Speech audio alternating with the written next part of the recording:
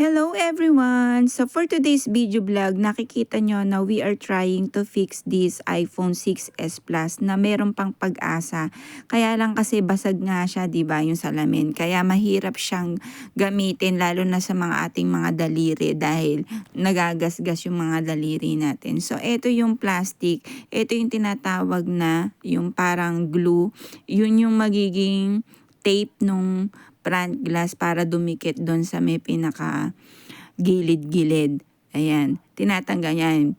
Ayan, nakita mo, dinidikit niya. So, tatanggalin niya yung plastic na yan. So, natanggal na nga yung plastic.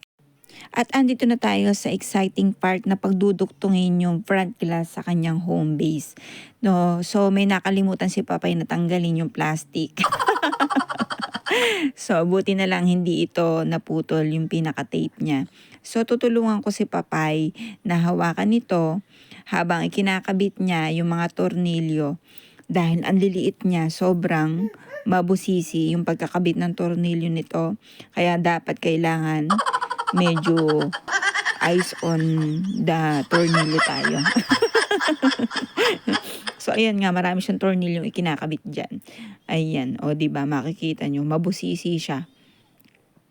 O, diba? Kailangan talaga ma-patience ka dito.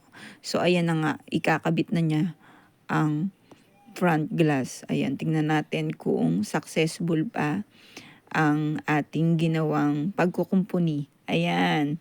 O, so, dumikit na nga siya. Ayan, ayan na siya. Makikita niyo si Papay sa salamin, may bumbilya sa ulo. Ayun, lagyan tornilyo uli. Ayan, nakita niyo naman at nag-open na ang iPhone. So, testing natin yung touchscreen kung gumagana siya. Ayan, gumagana nga siya, 'di ba? Ayan, makikita niyo. O, 'di ba? So, eto naman, ikakabit na natin yung screen protector. Siyempre, punas-punas muna para walang dust. Ito yung mga sticker na ikakabit para malalaman natin kung magkakaroon ng bubbles yung pagkakabit ng screen protector. So, ayan na nga. Testing, 1, 2, 3. Yehey! So, konting punas sa taas ay okay na. So, that's it for today's vlog. Thank you for watching!